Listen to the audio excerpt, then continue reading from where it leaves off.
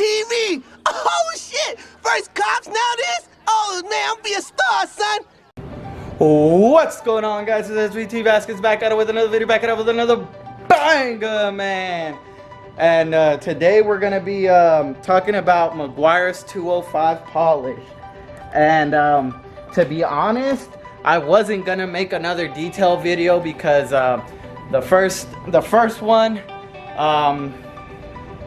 it's not easy working on the whole entire car, polishing the car, especially with the, let me turn this slide off, that's a little better. So the reason that I wasn't gonna do this video is because the compound, the 105 Meguiar's compound was really difficult to take off. It did its job, but it's really flaky, really grabby.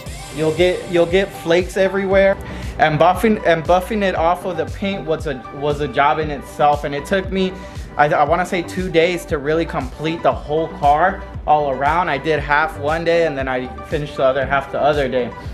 And I just started, guys. And the first panel, I wanna put this video out there because what I'm using, the Meguiar's 205, it's awesome. I mean, let me show you guys. So the results is night and day. The color pop that I'm getting from, I just worked on this panel. The rest of the car needs to be worked on. But the color pop, I mean, look, you could see me. It's like a mirror finish. Don't worry about this. This is damage from the sun. The M205 polish is coming out great. And I was worried that it would be really hard to take off. For the compound, I had to use Meguiar's detailer to take it off. Just a couple sprays. And I had to buff it off, and then you have to work it off the paint. But the Meguiar's 205 polish, it's giving me great results. It's easy to work with. It's easy to take off. And I finished this panel in, I want to say, about 2 or 3 minutes. It's coming out great.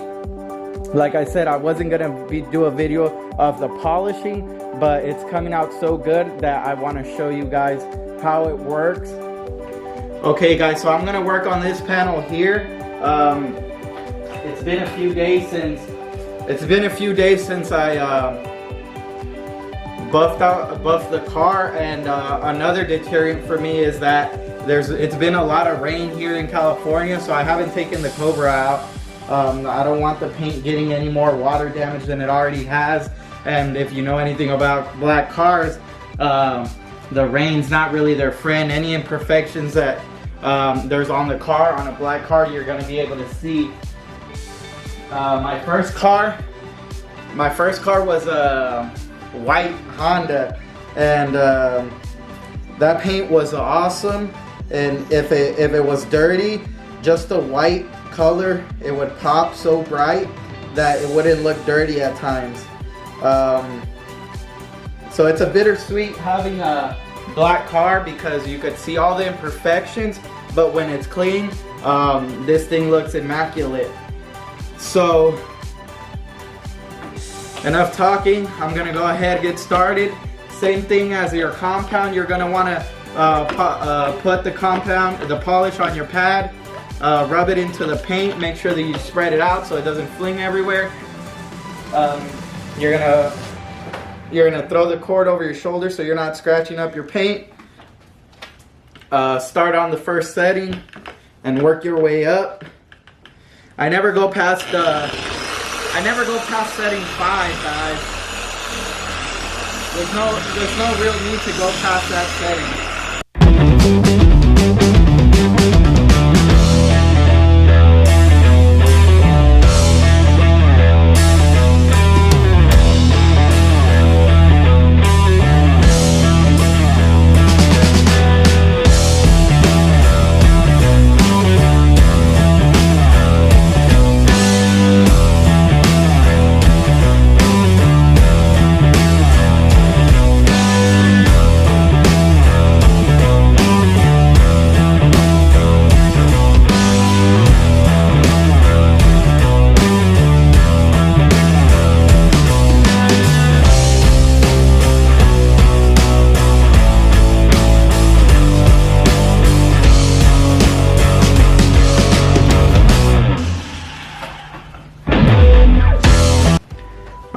guys, so you saw that. I just I did slow, smooth passes. Now I'm gonna wipe it off with this Chemical Guys microfiber towel. And look at that, guys, right off. Unlike the compound, I had to use a lot of elbow grease, work it in, and as well, when rubbing off your compound, you're also gonna wanna be careful that you're not scratching the surface. So if you have any little tags, you're gonna wanna rip them off because you might accidentally scratch the surface. Other than that, this stuff comes right off. And I also recommend wearing gloves during the process because you have oils in your hands and your skin. Even if you wash your hands, your skin is naturally lubricating itself with oils and such.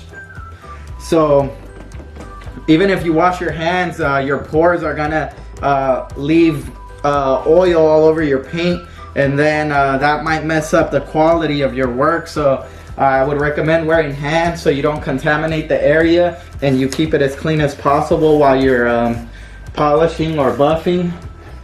But this is what it looks like before polish, just the buffing compound. And I'll show you guys what it looks like after the polish. This is with the polish. You don't see that haze anymore, it's just clear. If you see little speckles, it's because a minute after you clean a black car, it gets dirty. There's no way of keeping these things clean. Any little thing's gonna show up, but this is without that hazing I was talking about. And this is after the polish, and even after the polish, you could go ahead and put some wax on it, some protecting coat, and it's gonna even make it pop more than it already is. So yeah, that's what a two-step consists of. And also with the polish, you could actually polish the whole entire car and then take it off after. But the reason I don't want to do that is because I want to see what the panel's looking like after I'm done, if I needed to hit it again or if I left anything untouched. That's why I do one panel at a time. If I do the whole car and I see imperfections here and there around the car, it's gonna be a hassle moving around the car again.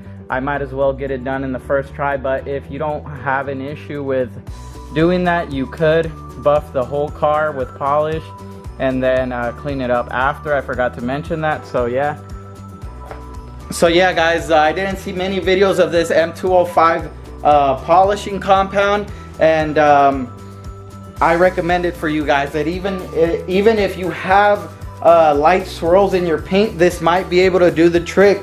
I'm using a polishing pad, which is not a high-level cutting pad, but if you have light swirls on your car, you could go up to a medium cutting pad, use the M205, and it might be able to take out your swirls. I'm not going to be able to tell you what it can and can't do, but that's why you try it out. You're going to need the polisher anyway if you buy the M105, and if you think that the M205 can do the job, just go ahead and try it. Put on your medium cutting pad, try on the M205 polishing compound, and if it takes off the swirls, great. You have a one-step polishing process instead of a two-step. I don't want to make this video too long and bore you guys. I know my buffing video was really long, but I wanted to give you guys the importance and pretty much the meats and potatoes of what I learned, so that you don't have to go out and do all this research. I try to compact it into one 20-minute video, and that's how long it was.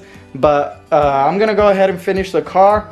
I know I have been in the garage a lot, and trust me guys, it's raining outside. I'm working really hard on trying to get the Miata back on the street. This is the car that's gonna be doing a lot of more fun stuff. Once I get this running, you guys are gonna see some good content coming from the Miata. I might even track it since I have the Mustang now, and the Miata is a great track car. I figured maybe I would go drifting or just take it to a track. Who knows? So this is gonna see some action. Just stay tuned for that. This one, I got great plans for it, and I don't want to rush anything. I'm gonna take my time on it, and I know I did a lot of talking. Thank you guys so much for watching. Thank you guys for the 260 subscribers. Make sure you hit that like button, comment down below. It really helps the channel get more out there for people to see, for people to find me. Make sure you share my content with anybody you think that would benefit it from it. If they own a Mustang, if they own a Miata, if they're just passionate about cars like me and you are. Make sure you watch my next video, and I'll see you on the next one. Peace.